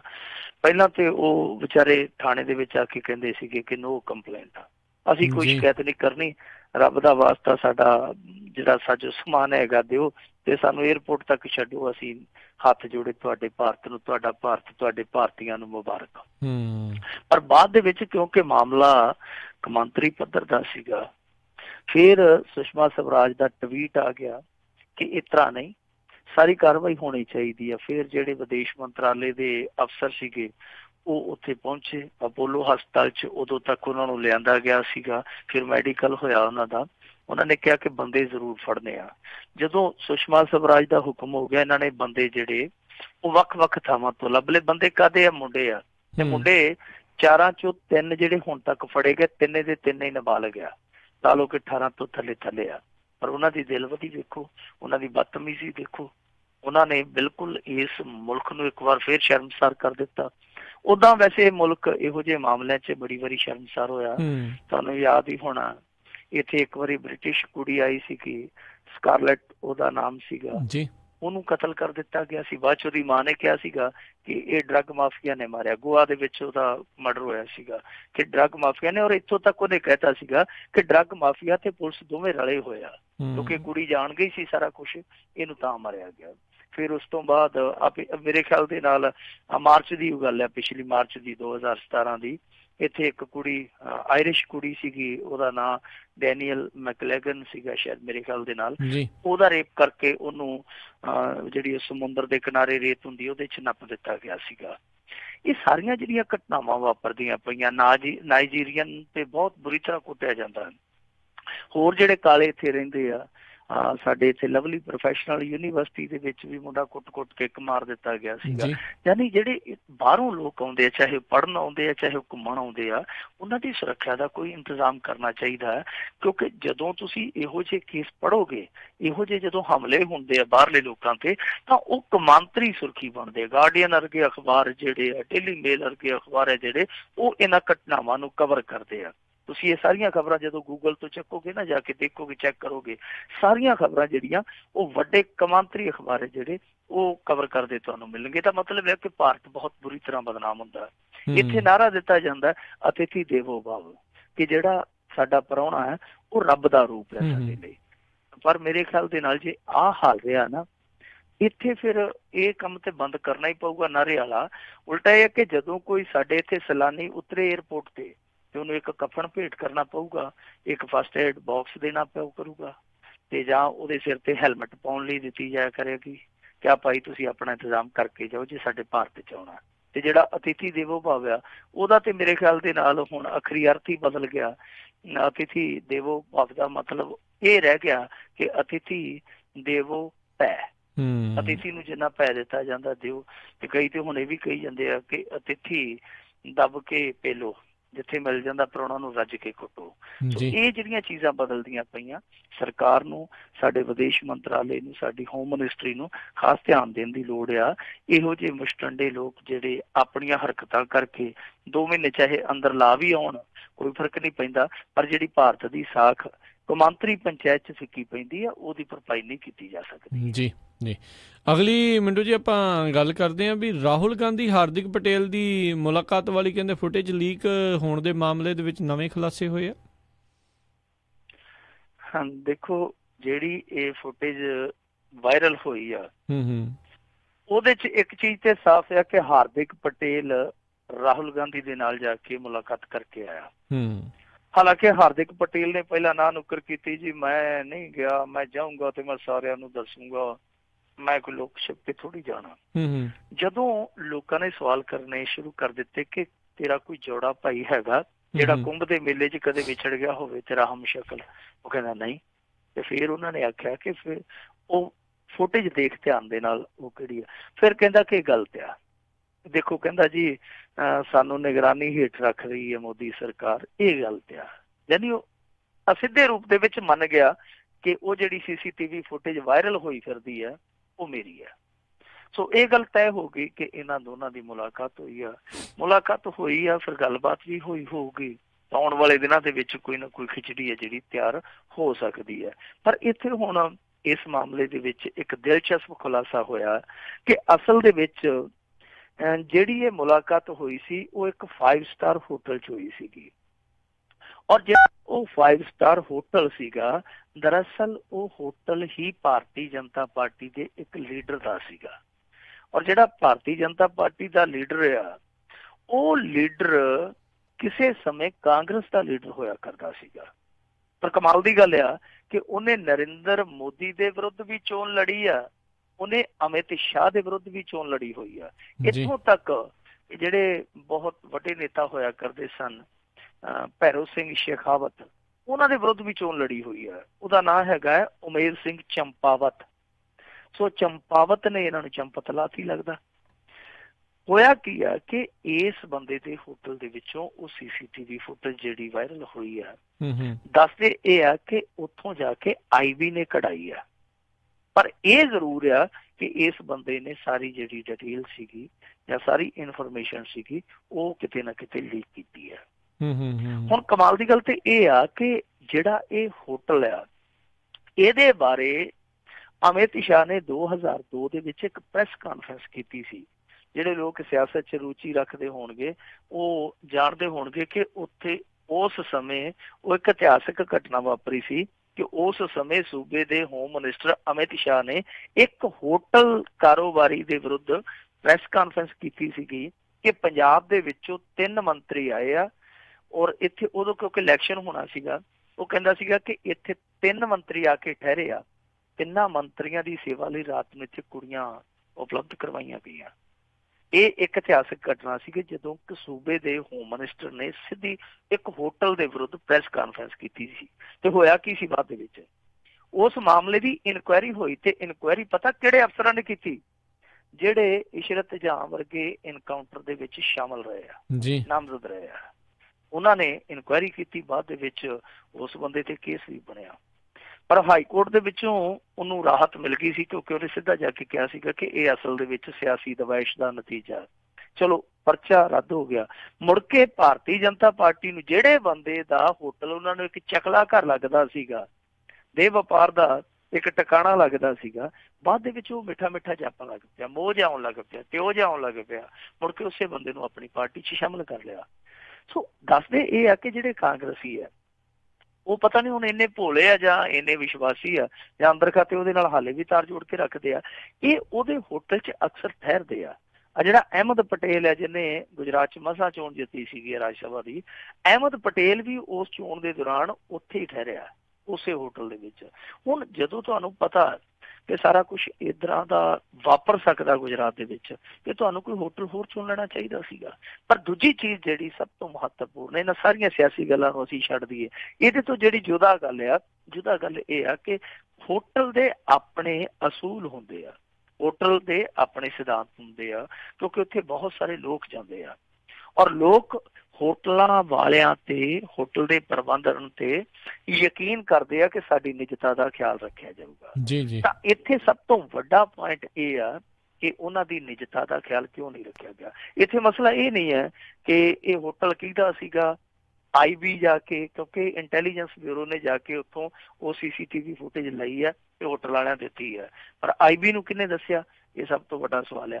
ਦੂਜੀ ਚੀਜ਼ ਜਿਹੜੀ ਮੈਂ ਕਹਿ ਰਿਹਾ ਵਾਰ-ਵਾਰ ਕਿ ਇੱਕ ਹੋਟਲ ਦੀ ਇਹ ਨੈਤਿਕ ਜ਼ਿੰਮੇਵਾਰੀ ਹੁੰਦੀ ਹੈ ਕਿ ਉਹ ਆਪਣੇ ਆਉਣ ਵਾਲੇ ਗਾਹਕ ਦੀ ਨਿੱਜਤਾ ਦਾ ਖਿਆਲ ਰੱਖੇ, ਤਾਂ ਇੱਥੇ ਇਹ ਨਿੱਜਤਾ ਦਾ ਉਲੰਘਣ ਹੋਇਆ। ਤਾਂ ਮੇਰੇ ਖਿਆਲ ਦੇ ਨਾਲ ਜੇ ਇਸੇ ਤਰ੍ਹਾਂ ਹੀ ਕੰਮ ਚੱਲਦਾ ਰਿਹਾ ਤੇ ਫਿਰ ਲੋਕੀ ਹੋਟਲਾਂ 'ਚ ਜਾਣ ਤੋਂ ਡਰਨਗੇ, ਕਹਿਣਗੇ ਧਰਮਸ਼ਾਲਾ 'ਚ ਹੀ ਰਹਿ ਲਿਆ ਜਾਵੇ ਤੇ ਚੰਗਾ। ਸੋ ਇਹ ਇੱਥੇ ਇੱਕ ਬੁਨਿਆਦੀ ਸਵਾਲ ਆ ਕਿ ਹੋਟਲ ਕਾਰੋਬਾਰੀ ਨੇ ਆਪਣੀ ਜਿਹੜੀ ਨੈਤਿਕਤਾ ਉਹ ਗਵਾ ਲਈ ਆ। ਬਾਕੀ ਤੁਸੀਂ ਆਪ ਹੀ ਅੰਦਾਜ਼ਾ ਲਾ ਲਓ ਕਿ ਉੱਥੇ ਕਿਸ ਤਰੀਕੇ ਦੇ ਨਾਲ ਨਿਗਰਾਨੀ ਰੱਖੀ ਜਾ ਰਹੀ ਹੈ। ਯਾਨੀ ਇਹਦਾ ਮਤਲਬ ਇਹ ਆ ਕਿ ਹਰੇਕ ਬੰਦੇ ਤੇ, ਹਰੇਕ ਸਿਆਸੀ ਵਿਰੋਧੀ ਤੇ ਨਰਿੰਦਰ ਮੋਦੀ ਦੀ ਫੌਜ ਹੈ ਜਿਹੜੀ ਇਹ ਬਾਜ ਅੱਖ ਰੱਖੀ ਬੈਠੀ ਜੀ। ਅਗਲੀ ਗੱਲ ਕਰੀਏ, ਕੈਪਟਨ ਅਮਰਿੰਦਰ ਦਾ ਬਿਆਨ ਵੀ ਮਜੀਠੀਆ ਨਸ਼ਾ ਤਸਕਰੀ 'ਚ ਸ਼ਾਮਲ ਪਰ ਸਬੂਤਾਂ ਬਿਨਾਂ ਕਾਰਵਾਈ ਨਹੀਂ। ਦੇਖੋ ਇਹ ਰੌਲਾ ਪੈਣ ਡਿਆ ਕਾਂਗਰਸ ਦੇ ਅੰਦਰ, ਔਰ ਇਸ ਰੌਲੇ ਦੀ ਜੜ ਆ ਨਵਜੋਤ ਸਿੱਧੂ। ਨਵਜੋਤ ਸਿੱਧੂ ਤੇ ਬਿਕਰਮ ਮਜੀਠੀਏ ਦੀ ਆਪਸ ਦੇ ਵਿੱਚ ਬਹੁਤ ਬਣਦੀ ਹੁੰਦੀ ਸੀ, ਪਰ ਬਾਅਦ ਦੇ ਵਿੱਚ ਵਿਗੜ ਗਈ। ਸਾਰੇ ਜਹਾਨ ਨੂੰ ਪਤਾ, ਢੋਲ ਨਗਾਰੇ ਵੱਜ ਕੇ ਜਿਹੜੀ ਲੱਗੀ ਸੀ ਤੇ ਮੁੜ ਕੇ ਤਾੜੀਆਂ ਮਾਰ ਮਾਰ ਕੇ ਉਹ ਇਹਨਾਂ ਦੀ ਜਿਹੜੀ ਟੁੱਟੀ ਸੀਗੀ। ਹੁਣ ਦੇਖੋ ਉਸ ਤੋਂ ਬਾਅਦ ਇਹਨੇ ਸਿੱਧੇ ਤੌਰ ਤੇ ਸਿੱਧੂ ਨੇ ਮੋਰਚਾ ਖੋਲ ਦਿੱਤਾ, ਔਰ ਜਿਹੜੀ ਸਿੱਧੂ ਹਮੇਸ਼ਾ ਇੱਕ ਆਪਣੇ ਮੂੰਹ ਤੋਂ ਮੁਖਾਰਬਿੰਦ ਤੋਂ ਵਨਗੀ ਬੋਲਿਆ ਕਰਦਾ ਸੀਗਾ ਕਿ ਉਹ ਮੈਨੂੰ ਪੰਜਾਬ 'ਚ ਨਹੀਂ ਆਉਣ ਦਿੰਦੇ, ਉਹ ਮੈਨੂੰ ਪੰਜਾਬ 'ਚ ਨਹੀਂ ਵੇਖਣਾ ਚਾਹੁੰਦੇ। ਉਹ ਕੌਣ ਸਨ? ਉਹ ਸਾਲਾ ਭਣੋਈਆ ਜਾਨੀ ਬਿਕਰਮ ਮਜੀਠੀਆ ਤੇ ਸੁਖਬੀਰ ਸਿੰਘ ਬਾਦਲ ਦਾ ਨਾਂ ਲੈਂਦਾ ਸੀਗਾ। ਇਹ ਮੈਨੂੰ ਪੰਜਾਬ 'ਚ ਨਹੀਂ ਵੇਖਣਾ ਚਾਹੁੰਦੇ ਤੇ ਤਾਂ ਮੈਂ ਪਾਰਟੀ ਛੱਡੀ ਹੈ, ਹੋਰ ਕੋਈ ਰੀਜ਼ਨ ਨਹੀਂ, ਹੋਰ ਕੋਈ ਕਾਰਨ ਨਹੀਂ ਹੈ। ਤਾਂ ਜਦੋਂ ਨਵਜੋਤ ਸਿੱਧੂ ਦਾ ਮੌਕਾ ਮਿਲ ਗਿਆ, ਉਹਨੇ ਨਵਜੋਤ ਸਿੱਧੂ ਨੇ ਫਿਰ ਆਪਣਾ ਜਿਹੜਾ ਉਹਦਾ ਸਿਆਸੀ ਦਵਾਈ ਸੀ ਉਹ ਕੱਢਣਾ ਸ਼ੁਰੂ ਕਰ ਦਿੱਤਾ, ਜੋ ਉਹਦੀ ਕਿੜ ਸੀ ਕੱਢਣੀ ਸ਼ੁਰੂ ਕਰ ਦਿੱਤੀ। ਪਰ ਬਿਕਰਮਜੀਤ ਮਜੀਠੀਏ ਦੀ ਲਾਗਡਾਟ ਵਾਲੇ ਕੁਝ ਹੋਰ ਬੰਦੇ ਵੀ ਕਾਂਗਰਸ ਦੇ ਵਿੱਚ ਹੈਗੇ ਸਨ। ਇੱਕ ਤੇ ਸਭ ਤੋਂ ਵੱਡਾ ਪੀੜਤ ਲਾਲੀ ਮਜੀਠੀਆ ਹੀ ਆ, ਉਹਦੇ ਇਲਾਕੇ ਦਾ ਹੀ, ਇੱਕ ਸੁਖਜਿੰਦਰ ਰੰਧਾਵਾ। ਇਸ ਤਰ੍ਹਾਂ ਕਰਕੇ ਹੋਰ ਵੀ ਕਈ ਲੀਡਰ ਆ ਜਿਹੜੇ ਬਿਕਰਮ ਮਜੀਠੀਆ ਤੋਂ ਪੀੜਤ ਆ ਕਿਤੇ ਨਾ ਕਿਤੇ। ਤਾਂ ਫਿਰ ਉਹਨੇ ਸਿੱਧੂ ਨੇ ਉਹਨਾਂ ਬੰਦਿਆਂ ਨੂੰ ਨਾਲ ਲੈ ਕੇ ਲਾਮਬੰਦੀ ਕਰ ਦਿੱਤੀ ਕਾਂਗਰਸ ਦੇ ਵਿੱਚ। ਕੱਲ ਤੁਹਾਨੂੰ ਪਤਾ ਹੀ ਹੋਣਾ ਕਿ ਮਜੀਠੇ ਦੇ ਵਿੱਚ ਇੱਕ ਰੈਲੀ ਕੀਤੀ ਕਾਂਗਰਸੀਆਂ ਨੇ, ਔਰ ਨਵਜੋਤ ਸਿੱਧੂ ਉੱਥੇ ਬੋਲ ਕੀ ਰਿਹਾ, ਉਹਦੇ ਸ਼ਬਦਾਂ ਤੇ ਧਿਆਨ ਦੇਣ ਦੀ ਜ਼ਰੂਰਤ ਹੈ ਜੀ। ਉਹ ਕੀ ਕਹਿ ਰਿਹਾ ਸੀਗਾ ਕਿ ਦੇਖੋ ਜੀ, ਜਿੰਨਾ ਚਿਰ ਬਿਕਰਮ ਮਜੀਠੀਏ ਨੂੰ ਅਸੀਂ ਅੰਦਰ ਨਹੀਂ ਸੁੱਟਵਾ ਦਿੰਦੇ, ਸਾਡਾ ਅੰਦੋਲਨ ਜਾਰੀ ਰਹੂਗਾ। ਅੰਦੋਲਨ ਮਤਲਬ ਕਿ ਐਜੀਟੇਸ਼ਨ, ਬਗਾਵਤ, ਔਰ ਕਿਹਦੇ ਖਿਲਾਫ? ਆਪਣੀ ਸਰਕਾਰ ਦੇ ਖਿਲਾਫ। ਇਹ ਕੀ ਹੋ ਰਿਹਾ, ਇਹ ਕੀ ਹੋ ਰਿਹਾ? ਤਾਂ ਅੱਜ ਦੇਖੋ ਇੰਨੇ ਦਿਨਾਂ ਤੱਕ ਕੈਪਟਨ ਅਮਰਿੰਦਰ ਸਿੰਘ ਬੋਲਿਆ ਨਹੀਂ, ਅੱਜ ਜਲੰਧਰ ਦੇ ਵਿੱਚ ਪ੍ਰੈਸ ਕਾਨਫਰੰਸ ਕਰਕੇ ਬਕਾਇਦਾ ਇਹ ਗੱਲ ਕਹੀ ਕਿ ਦੇਖੋ ਜੀ ਲੱਗਦਾ ਮੈਨੂੰ ਵੀ ਇਹੋ ਹੀ ਆ ਕਿ ਕੱਲ ਹੀ ਇਸ ਧੰਦੇ ਦੇ ਵਿੱਚ ਸ਼ਾਮਲ ਸੀ ਤੇ ਬਿਕਰਮ ਵੀ ਹੈਗਾ, ਇਹ ਮੈਂ ਮਹਿਸੂਸ ਕਰਦਾ, ਕਹਿੰਦਾ ਜਾਤੀ ਤੌਰ ਤੇ। ਪਰ ਕਹਿੰਦਾ ਕੀ ਕਰੀਏ, ਸਬੂਤਾਂ ਤੋਂ ਬਿਨਾਂ ਕਾਰਵਾਈ ਕਿੱਦਾਂ ਹੋਵੇ?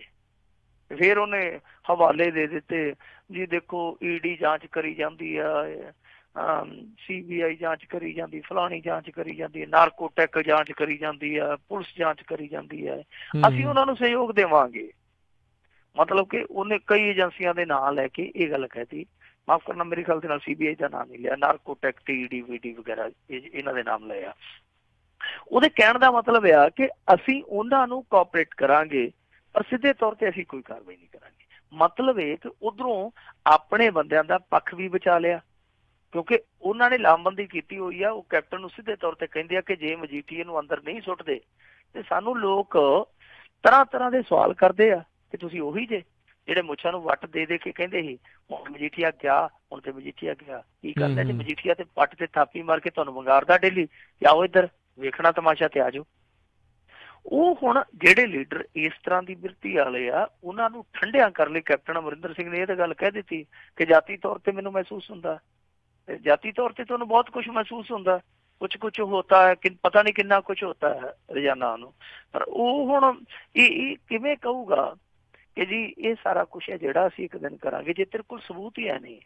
ਤਾਂ ਫਿਰ ਕੈਪਟਨ ਅਮਰਿੰਦਰ ਸਿੰਘ ਨੂੰ ਇਹ ਦੱਸਣਾ ਬਣਦਾ ਹੈ ਕਿ ਜੇ ਤੇਰੇ ਕੋਲ ਕੋਈ ਸਬੂਤ ਹੀ ਹੈ ਨਹੀਂ ਸੀ ਤੇ ਫਿਰ ਤੂੰ 1 ਸਾਲ ਗਲੀ ਗਲੀ, ਪਿੰਡ ਪਿੰਡ, ਸ਼ਹਿਰ ਸ਼ਹਿਰ ਘੁੰਮ ਕੇ ਇਹ ਗੱਲ ਕਿਉਂ ਆਖੀ ਕਿ ਸਾਨੂੰ ਸੱਤਾ ਚ ਆ ਲੈਣ ਦਿਓ, ਆ ਜਿਹੜਾ ਲੰਬੂ ਜਿਹਾ ਇਹਨੂੰ ਤਾਂ ਮੈਂ ਕੱਲ ਨੂੰ ਫੜ ਕੇ ਧੂ ਕੇ ਜੇਲ੍ਹ ਚ ਸੁੱਟ ਦੇਣਾ। ਇਹ ਕੀ ਸੀ ਬਈ? ਜੇ ਤੇਰੇ ਕੋਲ ਕੋਈ ਤੱਥ ਹੀ ਨਹੀਂ, ਤੇਰੇ ਕੋਲ ਕੋਈ ਸਬੂਤ ਹੀ ਹੈ ਨਹੀਂ, ਜੇ ਤੇਰੇ ਕੋਲ ਕੋਈ ਆਧਾਰ ਹੀ ਹੈ ਨਹੀਂ, ਤੇ ਤੂੰ ਉਦੋਂ 1.5 ਸਾਲ ਇਹ ਢਾਟ ਕਾਤੋਂ ਪਾਉਂਦਾ ਰਿਹਾ? ਮੇਰੇ ਖਿਆਲ ਦੇ ਨਾਲ ਕੈਪਟਨ ਅਮਰਿੰਦਰ ਸਿੰਘ ਦੀ ਪੋਜੀਸ਼ਨ ਬਹੁਤ ਹੀ ਪਤਲੀ ਹੋਈ ਪਈ ਹੈ ਕਾਂਗਰਸ ਦੇ ਅੰਦਰ। ਸਮਝ ਨਹੀਂ ਆ ਰਹੀ ਇਹਨੂੰ ਕਿ ਗੱਡੀ ਮੈਂ ਵਾੜਾ, ਕਿਉਂਕਿ ਗੱਡੀ ਦੀ ਬ੍ਰੇਕ ਫੇਲ ਹੋ ਚੁੱਕੀ ਆ ਜੀ। ਇਹਨਾਂ ਦੀ ਸਰਕਾਰ ਦੀ ਗੱਡੀ ਦੀ ਬ੍ਰੇਕ ਫੇਲ ਹੋ ਗਈ ਆ। ਕੈਪਟਨ ਅਮਰਿੰਦਰ ਸਿੰਘ ਨੂੰ ਪਤਾ ਹੀ ਨਹੀਂ ਲੱਗਦਾ ਪਿਆ ਕਿ ਗੱਡੀ ਹੁਣ ਵਾੜਾ ਕਿਹੜੇ ਪਾਸੇ, ਇਹਨੂੰ ਵਾੜਾ ਕਿਹੜੇ ਪਾਸੇ, ਕਿਹੜੀ ਕੰਧ 'ਚ ਮਾਰਾਂ। ਗੱਡੀ ਰੁਕ ਵੀ ਨਹੀਂ ਰਹੀ, ਰੋਕ ਵੀ ਨਹੀਂ ਸਕਦੇ ਜੀ। ਇਹ ਹੁਣ ਕੈਪਟਨ ਅਮਰਿੰਦਰ ਸਿੰਘ ਨੂੰ ਸੋਚਣਾ ਪਵੇਗਾ ਕਿ ਤੁਸੀਂ ਆਪ ਹੀ ਆਪਣੇ ਸਵਾਲਾਂ 'ਚ ਘਿਰਦੇ ਪਏ ਹੋ। ਤੇ ਉਦੋਂ ਤੁਸੀਂ ਕਹਿੰਦੇ ਸੀ, ਉਦੋਂ ਤੇ ਇਹ ਗੱਲ ਕਹਿੰਦੇ ਸੀਗੇ ਕਿ ਦੇਖੋ ਜਿਹੜਾ ਫਲਾਣਾ ਕੋਲਿਆਂ ਕਾਲਿਆਂ ਵਾਲਾ ਨਾ, ਮੈਨੂੰ ਆ ਲੈਣ ਤੇ ਮੈਂ ਧੁੱਕੀ ਹੀ ਕੱਢ ਦੂੰ ਇਹਦੀ। ਆ ਜਿਹੜੇ ਬਾਦਲ ਪਿਓ ਪੁੱਤ ਆ, ਇਹਨਾਂ ਨੇ ਗੁਰੂ ਗ੍ਰੰਥ ਸਾਹਿਬ ਪਾੜਿਆ, ਗੁਰੂ ਗ੍ਰੰਥ ਸਾਹਿਬ ਪੜਵਾਇਆ, ਮੈਂ ਇਹਨਾਂ ਨੂੰ ਫੜ ਕੇ ਜੇਲ੍ਹ 'ਚ ਸੁੱਟ ਦੂੰਗਾ। ਉਹ ਰੈਲੀਆਂ ਅੱਜ ਵੀ ਭਾਸ਼ਣ, ਜਿਹੜੀਆਂ ਉਹ ਰੈਲੀਆਂ ਸੀ ਭਾਸ਼ਣ ਕੀਤੇ ਜਿਨ੍ਹਾਂ ਦੇ ਵਿੱਚ, ਉਹ ਰਿਕਾਰਡ ਤੇ ਪਈਆਂ ਨੇ ਜੀ। ਸੋ ਕੈਪਟਨ ਅਮਰਿੰਦਰ ਸਿੰਘ ਜਿਸ ਤਰੀਕੇ ਦੀ ਰਾਜਨੀਤੀ ਕਰਦਾ ਪਿਆ, ਮੇਰੇ ਖਿਆਲ ਦੇ ਨਾਲ ਕੈਪਟਨ ਅਮਰਿੰਦਰ ਨਹੀਂ, ਹੁਣ ਤੇ ਟਰਨਿੰਦਰ ਰਹਿ ਗਿਆ। ਹਰੇਕ ਗੱਲ ਤੇ ਟਰਨ, ਹਰੇਕ ਗੱਲ ਤੇ ਟਰਨ। ਸੋ ਇਹ ਇੱਕ ਨਵਾਂ ਟਰਨ ਆ।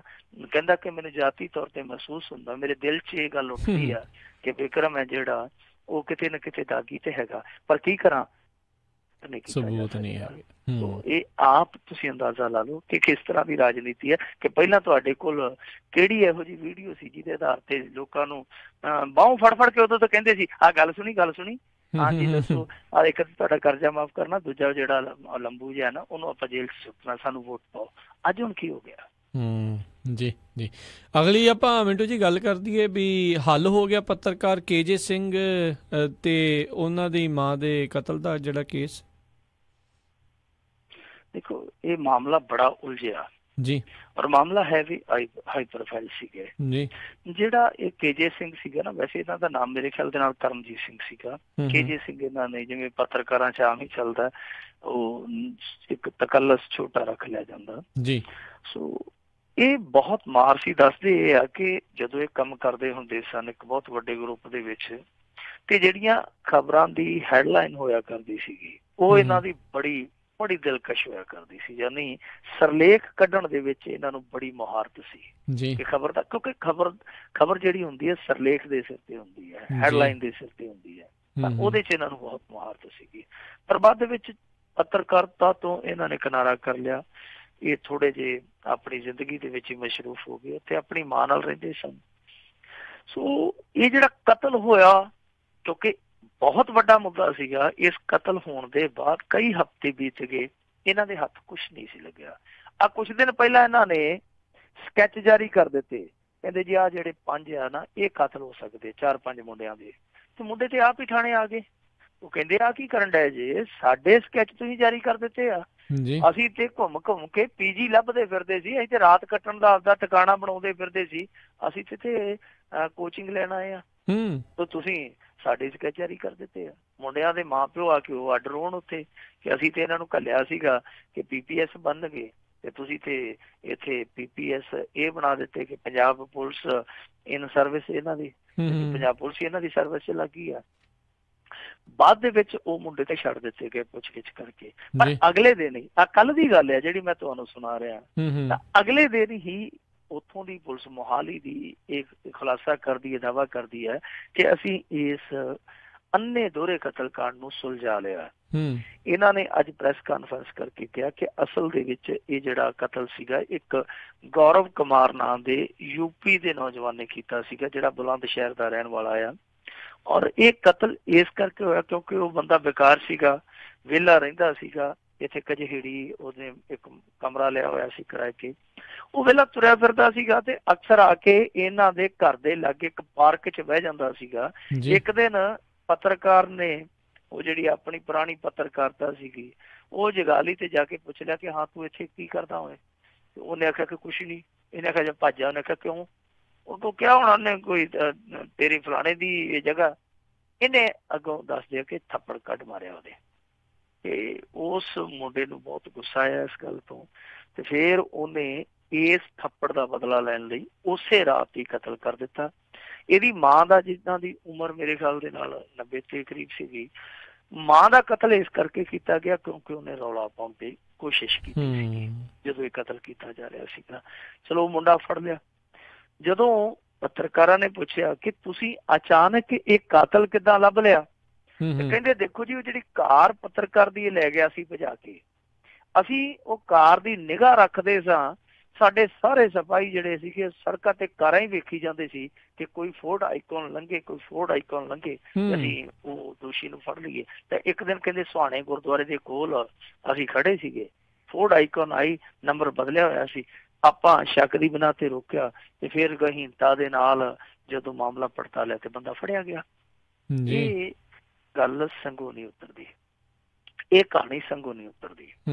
ਪਹਿਲਾਂ ਤੇ ਮੈਂ ਤੁਹਾਨੂੰ ਦੱਸਿਆ ਸਕੈਚ ਵਾਲਾ ਕੰਮ ਪੁੱਠਾ ਪੈ ਗਿਆ, ਉਹਦੇ ਚ ਮੋਹਾਲੀ ਪੁਲਿਸ ਦੀ ਬੜੀ ਬੇਇੱਜ਼ਤੀ ਹੋਈ, ਬੜੀ ਬਦਨਾਮੀ ਹੋਈ ਕਿ ਤੁਸੀਂ ਸਕੈਚ ਵੀ ਨਹੀਂ ਸਹੀ ਬੰਦਿਆਂ ਦੇ ਜਾਰੀ ਕਰ ਰਹੇ, ਔਰ ਉਹਨਾਂ ਸਟੂਡੈਂਟਾਂ ਦੀ ਸਕੈਚ ਜਾਰੀ ਕਰ ਦਿੱਤੇ ਆ ਜਿਹੜੇ ਵਿਚਾਰੇ ਹਾਲੇ ਤੱਕ ਉੱਥੇ ਟਿਕਾਣਾ ਹੀ ਲੱਭਦੇ ਫਿਰਦੇ, ਜਿਹੜੇ ਪੱਕੇ ਤੌਰ ਤੇ ਰਹਿੰਦੇ ਵੀ ਨਹੀਂ, ਜਿਹੜੇ ਆਈ ਸ਼ਾਇਦ ਜ਼ਿੰਦਗੀ ਚ ਕੋਈ 2-4 ਦਫਾ ਹੋਣੇ ਉਸ ਇਲਾਕੇ ਦੇ ਵਿੱਚ, ਤੇ ਤੁਸੀਂ ਉਹਨਾਂ ਦੇ ਸਕੈਚ ਜਾਰੀ ਕਰ ਦਿੱਤੇ। ਬਦਨਾਮੀ ਹੋਈ। ਅਗਲੇ ਦਿਨ ਹੁਣ ਇਹਨਾਂ ਨੇ ਕੱਚ ਚੋਂ ਮੂੰਗਲੀ ਕੱਢ ਮਾਰੀ ਆ। ਪਰ ਦੇਖੋ ਸਧਾਰਨ ਤੋਂ ਸਧਾਰਨ ਬੰਦਾ ਸਵਾਲ ਕਰੇਗਾ ਪੁਲਿਸ ਨੂੰ ਕਿ ਇਹੋ ਜਿਹਾ ਕਿਹੜਾ ਬੇਵਕੂਫ ਆ ਜਿਹੜਾ 2 ਬੰਦੇ ਮਾਰ ਕੇ ਔਰ ਕਾਰ ਭਜਾ ਕੇ, ਕਾਰ ਉੱਥੇ ਮੋਹਾਲੀ ਦੇ ਵਿੱਚ ਹੀ ਘੁਮਾਈ ਫਿਰਦਾ ਹੋਵੇ ਉਹਨੇ ਮਹੀਨੇ ਦਾ। ਇੱਕ ਏਡਾ ਕੋਈ ਕਾਤਲ ਬੇਵਕੂਫ ਹੋਊਗਾ ਉੱਥੇ ਮੋਹਾਲੀ, ਕਿਉਂਕਿ ਸੁਹਾਣਾ ਗੁਰਦੁਆਰਾ ਜਿਹੜਾ ਜਿੱਥੇ ਕਤਲ ਹੋਏ ਆ, ਔਰ ਕਤਲ ਹੋਣ ਵਾਲੀ ਜਗ੍ਹਾ ਤੋਂ ਜਿਹੜਾ ਸੁਹਾਣਾ ਗੁਰਦੁਆਰਾ ਹੈ ਉਹ ਤੇ ਬਿਲਕੁਲ ਲਾਗੇ ਆ, ਬਿਲਕੁਲ ਲਾਗੇ ਆ। ਇਹਦਾ ਮਤਲਬ ਹੈ ਕਿ ਉਹ ਕਾਰ ਉੱਥੇ ਇਲਾਕੇ 'ਚ ਹੀ ਘੁਮਾਈ ਫਿਰਦਾ ਸੀਗਾ। ਇਹ ਕਹਾਣੀ ਨਾ ਸੰਗੋਂ ਨਹੀਂ ਉਤਰਦੀ ਪਈ ਕਿ ਜਾਂ ਤੇ ਉਹ ਬੇਵਕੂਫ ਸੀਗਾ, ਪਾਗਲ ਸੀਗਾ, ਜਾਂ ਫਿਰ ਇੰਨਾ ਹੀ ਦਲੇਰ ਸੀਗਾ, ਤੇ ਜਾਂ ਫਿਰ ਉਹਨੂੰ ਮਾਣ ਸੀ ਪੰਜਾਬ ਪੁਲਿਸ ਤੇ ਕਿ ਪੰਜਾਬ ਪੁਲਿਸ ਤੇ ਜਿਹੜੀ ਆ ਉਹ ਨਿਕਲਦੀ ਨਹੀਂ ਬਾਹਰ, ਮੈਂ ਜਿੱਥੇ ਮਰਜ਼ੀ ਤੁਰਿਆ ਫਿਰਾਂ। ਇਹ ਕਹਾਣੀ ਹੈ ਜਿਹੜੀ ਕਿਤੇ ਨਾ ਕਿਤੇ ਸ਼ੱਕੀ ਆ। ਪਰ ਹਾਲ ਦੀ ਘੜੀ ਸਾਨੂੰ ਪੁਲਿਸ ਦੇ ਦਾਅਵੇ ਤੇ ਇੱਕ ਵਾਰੀ ਯਕੀਨ ਕਰਨਾ ਪਊ ਕਿ ਇਹਨਾਂ ਨੇ ਮਸਲਾ ਹੱਲ ਕਰ ਲਿਆ, ਪਰ ਕੋਈ ਪਤਾ ਨਹੀਂ ਇੱਥੇ ਇਹ ਮਸਲਾ ਜਿਹੜਾ ਮੁੜ ਕੇ ਆਪਣੇ ਆਪ ਦੇ ਵਿੱਚ ਇੱਕ ਮਸਲਾ ਬਣ ਜਾਵੇ। ਸਹੀ ਗੱਲ ਜੀ। ਤੇ ਮਿੰਟੂ ਜੀ, ਜਾਂਦੇ ਜਾਂਦੇ ਜੇ ਆਪਾਂ ਗੱਲ ਕਰ ਲਈਏ ਵੀ ਸਕੂਲਾਂ ਨੂੰ ਬੰਦ ਕਰਨ ਦੇ ਮੁੱਦੇ ਤੇ ਹਾਈ ਕੋਰਟ ਨੇ ਸਰਕਾਰ ਨੂੰ ਨੋਟਿਸ ਦਿੱਤਾ। ਦੇਖੋ ਇੱਕ PIL ਦਾਖਲ ਹੋ ਗਈ ਇਹਨਾਂ ਦੇ ਫੈਸਲੇ ਦੇ ਵਿਰੁੱਧ। ਵੈਸੇ ਤੇ ਦੇਖੋ ਜੇ ਕੈਬਨਿਟ ਫੈਸਲਾ ਕਰੇ ਤੇ ਜਿਹੜੀ ਨਿਆਂਪਾਲਿਕਾ ਵਿਧਾਨ ਪਾਲਿਕਾ ਦੇ ਫੈਸਲਿਆਂ ਦੇ ਵਿੱਚ ਦਖਲ ਨਹੀਂ ਦੇ ਸਕਦੀ ਜੀ, ਕਿਉਂਕਿ ਇਹ ਫੈਸਲਾ ਜਿਹੜਾ ਐਗਜ਼ੀਕਿਊਟਿਵ ਨੇ ਕੀਤਾ, ਤਾਂ ਇਸ ਕਰਕੇ ਹਾਈ ਕੋਰਟ ਨੇ ਇਸ ਮਾਮਲੇ ਤੇ ਇਹਨਾਂ ਨੂੰ ਨੋਟਿਸ ਕਰ ਦਿੱਤਾ ਕਿ ਕਿਉਂ ਨਾ ਤੁਹਾਡੇ ਇਸ ਫੈਸਲੇ ਤੇ ਰੋਕ ਲਾ ਦਿੱਤੀ ਜਾਵੇ। ਇਹਨਾਂ ਨੇ ਹੁਣ ਜਵਾਬ ਦੇਣਾ। ਅਸਲ ਦੇ ਵਿੱਚ ਉਸ PIL ਦਾ ਮਜ਼ਮੂਨ ਹੈ ਜਿਹੜਾ, ਕਿਉਂਕਿ ਇਹਦੇ ਬਾਰੇ ਸ਼ਾਮੀ ਖਬਰ ਆਈ ਆ, ਤਫਸੀਲ ਨਹੀਂ ਮੈਂ ਪੜ੍ਹ ਸਕਿਆ ਕਿ ਕੀ ਕੁਛ ਲਿਖਿਆ, ਪਰ ਮਜ਼ਮੂਨ ਜ਼ਰੂਰ ਇਹਦਾ ਜਾਣਿਆ। ਮਜ਼ਮੂਨ ਇਹਦਾ ਇਹੋ ਹੀ ਆ ਕਿ ਕੁਝ ਸਕੂਲ ਏਦਾਂ ਦੇ ਇਸ ਪਾਲਿਸੀ ਦੇ ਵਿੱਚ ਸ਼ਾਮਲ ਕਰ ਲਏ ਗਏ ਆ ਜਿਹੜੇ ਕਿਲੋਮੀਟਰ ਦੇ ਦਾਇਰੇ ਤੋਂ ਬਾਹਰ ਆ, ਕਿਉਂਕਿ ਇਹਨਾਂ ਦੀ ਜਿਹੜੀ ਪਾਲਿਸੀ ਆ ਉਹਦਾ ਕੇਂਦਰ ਬਿੰਦੂ ਇਹ ਆ, ਕੇਂਦਰੀ ਨੁਕਤਾ ਇਹੋ ਆ ਕਿ ਜਿਹੜਾ ਅਸੀਂ ਸਕੂਲ ਮਰਜ਼ ਕਰਾਂਗੇ 20 ਤੋਂ ਘੱਟ ਬੱਚਿਆਂ ਵਾਲਾ, ਉਹ ਸਕੂਲ 1 ਕਿਲੋਮੀਟਰ ਦੇ ਦਾਇਰੇ ਦੇ ਸਕੂਲ ਦੇ ਵਿੱਚ ਜਾ ਕੇ ਮਰਜ਼ ਹੋਊਗਾ, ਮਤਲਬ ਕਿ ਦੂਰ ਨਹੀਂ ਹੋਏਗਾ। ਤੇ ਇੱਥੇ ਕਈ ਉਦਾਹਰਨਾਂ ਜਿਹੜੀਆਂ ਉਹ ਸਾਡੇ ਸਾਹਮਣੇ ਆਉਂਦੀਆਂ ਪਈਆਂ। ਅੱਜ ਫਰੀਦਕੋਟ ਤੋਂ ਕੋਠੇ ਚਹਿਲ ਕੋਈ ਪਿੰਡ ਆ, ਉੱਥੋਂ ਖਬਰ ਆ ਗਈ ਇਹਨਾਂ ਨੇ ਇੱਕ ਪ੍ਰਾਇਮਰੀ ਸਕੂਲ ਬੰਦ ਕਰ ਦਿੱਤਾ। ਪ੍ਰਾਇਮਰੀ ਸਕੂਲ ਬੰਦ ਹੋਣ ਤੇ ਜਿਹੜੇ ਬੱਚੇ ਹੁਣ ਮਰਜ਼ ਹੋਏ ਸਕੂਲ 'ਚ ਜਾਇਆ ਕਰਨਗੇ ਉਹ ਉਸ ਸਕੂਲ ਤੋਂ 4.25 ਕਿਲੋਮੀਟਰ ਦੂਰ ਆ। ਹੁਣ ਮੰਨ ਲਓ ਇੱਥੇ ਮੇਰੇ ਪਿੰਡ ਪੱਠੇ ਆ, ਉਹ ਸਾਡੇ ਸਕੂਲ ਤੋਂ ਲਗਭਗ 1.5 ਕਿਲੋਮੀਟਰ ਦੂਰ ਆ। ਹੁਣ 1.5 ਕਿਲੋਮੀਟਰ ਉਹਨਾਂ ਦੇ ਮਾਸੂਮ ਬੱਚੇ ਪੜ੍ਹਨ ਆਉਂਦੇ। ਵੈਸੇ ਇੱਕ ਮਾਣ ਵਾਲੀ ਗੱਲ ਆ ਕਿ ਜੇ ਤੁਸੀਂ ਉਹਨਾਂ ਨਾਲ ਗੱਲ ਕਰੋਗੇ ਨਾ, ਉਹਨਾਂ ਪ੍ਰਵਾਸੀ ਮਜ਼ਦੂਰਾਂ ਦੇ ਬੱਚਿਆਂ ਨਾਲ, ਉਹ ਇੰਨੀ ਠੇਠ ਪੰਜਾਬੀ ਬੋਲਦੇ ਆ ਤੁਹਾਡੀਆਂ ਅੱਖਾਂ ਟੱਡੀਆਂ ਰਹਿਣਗੀਆਂ ਕਿ ਪੂਰਬੀਆਂ ਦੇ ਜਵਾਕ ਆ। ਸਾਡੇ ਜਵਾਕ ਪੰਜਾਬੀ ਘੱਟ ਬੋਲਦੇ ਅੱਜ ਕੱਲ੍ਹ, ਹਮ ਤੁਮ ਜ਼ਿਆਦੀ ਕਰਦੇ, ਹਮਾ ਤੁਮ ਜ਼ਿਆਦੀ ਕਰਦੇ ਆ। ਤਾਂ ਉਹ ਬੱਚੇ ਮੰਨ ਲਓ 1.5 ਕਿਲੋਮੀਟਰ ਆਉਂਦੇ ਆ। ਸਪੋਜ਼ ਕਰ ਲਓ, ਵੈਸੇ ਮੇਰੇ ਪਿੰਡ ਵਾਲਾ ਤੇ ਸਕੂਲ ਨਹੀਂ ਬੰਦ ਹੋਇਆ, ਮੈਂ ਤੁਹਾਨੂੰ ਇੱਕ ਉਦਾਹਰਨ ਦੇਣਾ ਕਿ ਮੰਨ ਲਓ ਕੱਲ ਨੂੰ ਉਹ ਸਕੂਲ ਬੰਦ ਕਰ ਦਿੱਤਾ ਜਾਂਦਾ ਕਿ ਇਹਦੇ 'ਚ 20 ਬੱਚੇ ਹੈ ਨਹੀਂ, ਤਾਂ ਉਹ ਸਕੂਲ ਅੱਗੇ ਜਾ ਕੇ ਮਰਜ ਹੁੰਦਾ ਮੇਰੇ ਪਿੰਡ ਤੋਂ 2.5 ਕਿਲੋਮੀਟਰ ਦੂਰ ਇੱਕ ਸੈਕੰਡਰੀ ਸਕੂਲ 'ਚ। ਯਾਨੀ ਜਿਹੜਾ ਮਜ਼ਦੂਰ ਦਾ ਬੱਚਾ 1.5 ਜਾਂਦਾ 1.5 ਆਉਂਦਾ, 3 ਉਹਦਾ ਪਹਿਲਾਂ ਹੀ ਪੈਂਡਾ ਸੀਗਾ, ਬਾਅਦ ਦੇ ਵਿੱਚ 5 ਉਹਦਾ ਹੋਰ ਵੱਧ ਗਿਆ, 8 ਕਿਲੋਮੀਟਰ। ਉਹਦੇ ਲਈ ਟਰਾਂਸਪੋਰਟੇਸ਼ਨ ਦੀ ਵਿਵਸਥਾ ਕੀ ਹੈ, ਕੀ ਪ੍ਰਬੰਧ ਹੈ ਤੁਹਾਡਾ? ਸਭ ਤੋਂ ਵੱਡਾ ਸਵਾਲ ਹੈ। ਇਹਦਾ ਮਤਲਬ ਆ ਜਿਹੜੇ ਬੱਚੇ ਆ ਕੇ ਇੱਥੇ ਪੰਜਾਬੀ ਪੜ੍ਹਦੇ ਪਏ ਪ੍ਰਵਾਸੀਆਂ ਦੇ ਬੱਚੇ, ਤੁਸੀਂ ਉਹਨਾਂ ਦਾ ਬੇੜਾ ਵੀ ਗਰਕ ਕਰੀ ਜਾਂਦੇ ਹੋ।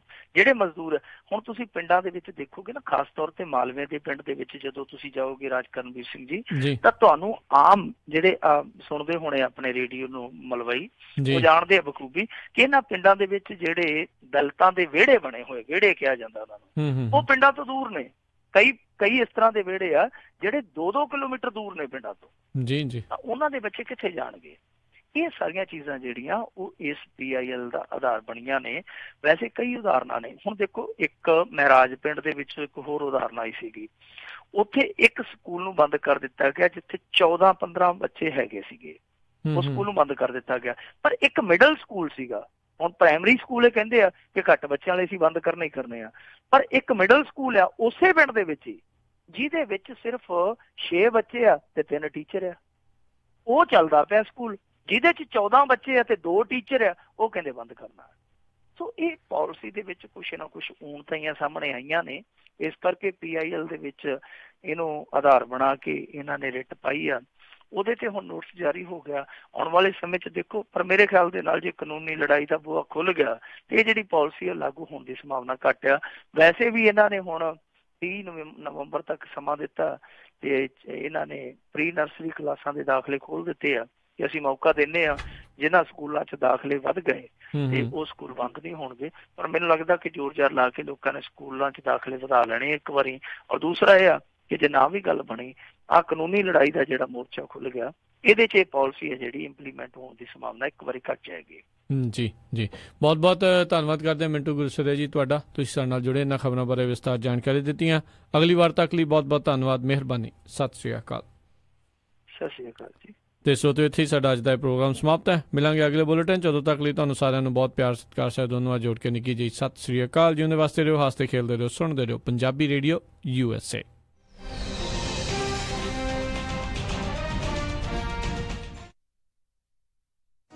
ਤੁਸੀਂ ਸੁਣ ਰਹੇ ਹੋ Punjabi radio USA 1300 AM KWRU